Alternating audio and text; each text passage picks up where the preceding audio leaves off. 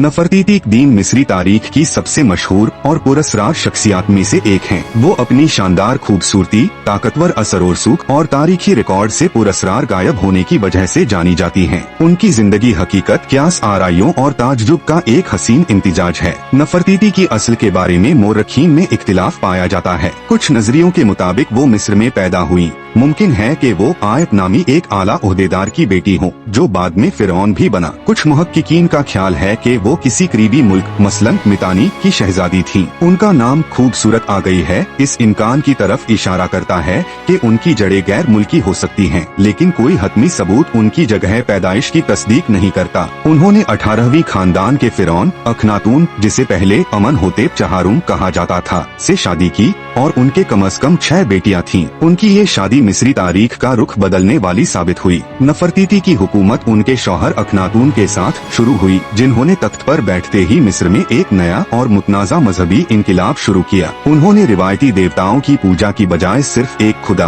आतन सूरज की करसी की इबादत को फरोग दिया। इस इनकिलाबी तब्दील को अमारना दौर कहा जाता है। एक अहम शरीक एहतियात के तौर पर नफरतीती मजहबी और सियासी दोनों मामलों में गैरमामूली तौर पर नुमाया किरदार अदा करती थीं। शाही फन में उन्हें अक्सर ऐसे फ्राइज अंजाम देते हुए दिखाया गया है जो आमतौर पर सिर्फ फिरौन अदा करता था, जैसे दुश्मनों को शिकस्त देना, मजहबी रस्में अदा करना और आतन को नजराने पेश करना। ये तस्वीरें इस बात का सबूत हैं कि उन्हें फिरौन के बराबर दर्जा हासिल था, जो किसी मलिका के लिए एक नादिर इज़्ज़ाज़ था। उन्होंने अपने शौहर के साथ मिलकर एक नया दारुल हुकूमत अखेत आतन मौजूदा अमारना आबाद किया, जो उनके तौहीदी अकीदे के लिए वक्फ था। उनकी तस्वीरें मबदों की दीवारों पर ताज पहने हुए नुमाया तौर पर बनी हुई हैं, जो उनके इक्तिदार की अलामत हैं। नफरतीती की सबसे मशहूर यादगार उनका संगमरमर का हसीन मुजस्समा है, जो 1912 में जर्मन माहिर आसार इक़दीमा लुडविग बोरखार्ट ने अमारना में दरियाफ्त किया। ये मुजस्समा, जो अब बर्लिन के नॉयस म्यूजियम में रखा गया है,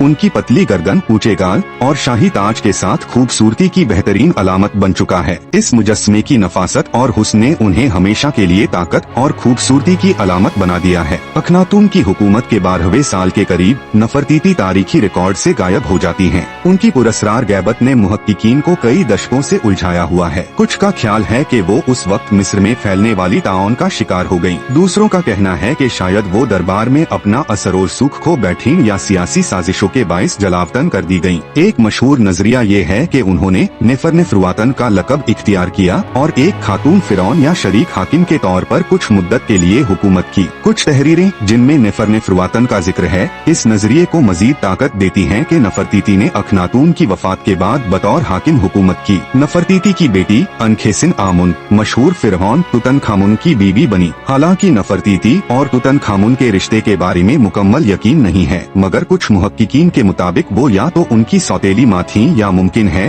कि उनकी बायोलॉजिकल माँ भी हो। नफरतीती का मकबरा आज भी मिस्र की सबसे बड़ी आसार इक़दीमा की गुत्थियों में से एक है। कुछ नजरियों के मुताबिक उनकी कब्र वादी उल मुलूक में है। शायद तुतनखामुन के मकबरे के अंदर ही कोई खुफिया कमरा हो, लेकिन अब तक की तमाम तलाशों के बावजूद उनकी आखिरी आरामगाह दरियाफ्त नहीं हो सकी। नफरतीती की मीरास आज भी खूबसूरती, ताकत और पुरस्कारियत की अलामत बनी हुई है। अमारना दौर में उनका किरदार, अखनातून के साथ उनकी शरीकत और उनका तारीखी गायब हो जाना आज भी मोरखीन और माहिरीन आसार को मुहताज किए हुए हैं। एक ऐसी मलिका के तौर पर जिन्होंने मिस्र की रिवायात को चैलेंज किया और उसके रूहानी नक्शे को बदल दिया। नफरतीती की कहानी आज भी लोगों को मुतासिर करती है, जो उनके दीन और जदीद तहजीब पर दायमी असर की गवाह है।